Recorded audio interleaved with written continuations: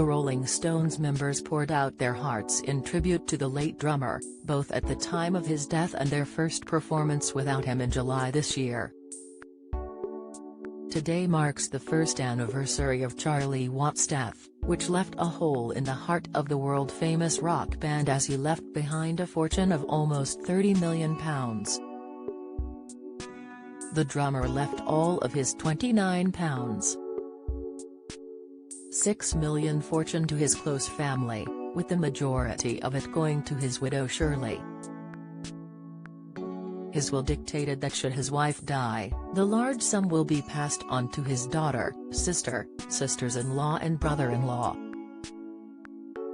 The instructions for Watts' fortune was made public through UK probate papers, however, the 14-page document was only partly disclosed. The Metro reported that the rock legend's car collection would be handed out to various people according to his wishes.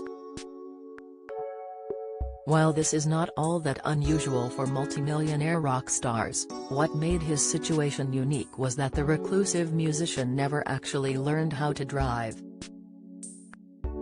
During his time as an art student in 1960, Watts reportedly said, "I don't particularly want to drive, but if I were a millionaire, I would buy vintage cars just to look at them, because they are beautiful." Just 3 years later Watts would join the Rolling Stones and throughout his celebrated career would never get his driver's license. According to Drive, Watts' collection was an extensive array of exotic vehicles which likely saw minimal use. The drummer was known to just sit in the cars with their engines idling as a form of relaxation. He told NME in 2018, "I can't drive, so I just sit in them and listen brrrrrrrrr. I suppose you could call it a rich man's indulgence." His appreciation for his collection ran so deep that he reportedly bought matching suits to reflect the era and style of each of his cars.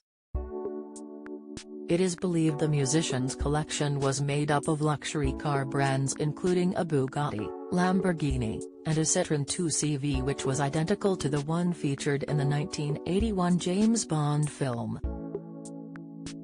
For decades Watts had filled the role as the sensible member of the Rolling Stones, as his colleagues embraced the sex, drugs and rock and roll lifestyle, particularly frontman Mick Jagger.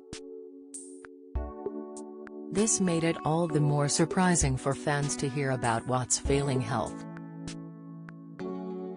In 2004, almost 2 decades after he had quit smoking, the musician was diagnosed with throat cancer and underwent grueling radiotherapy treatments.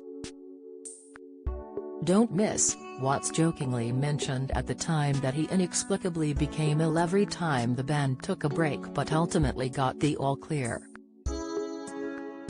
Years later, Watts had to pull out of the Stones' No Filter tour due to having heart surgery. Unfortunately, on August 24, 2021 Watts died in a London hospital, surrounded by his family. Heartache poured out from the other band members, as singer Mick told the Mirror he missed the drummer on many levels. The singer highlighted it wasn't just Watts' talent on stage that he missed, but the camaraderie he felt with the London-born musician. He said, "I miss wanting to play him this new groove and I want to say how badly England has done in the test match yesterday. I miss him a lot." Guitarists Keith Richards and Ronnie Wood also reached out, with Richards describing Watts as the engine behind the band, as well as the best drummer England has produced. In a moving statement Wood said, "We have the spirit of Charlie playing with us." At the British Summertime Hyde Park Festival in July 2022, the band returned to the stage for the first time without Watts as they headlined the event. At one point in the set Jagger shared, "You know, we played with Charlie for 60 years. We really miss him, so we dedicate this show to Charlie."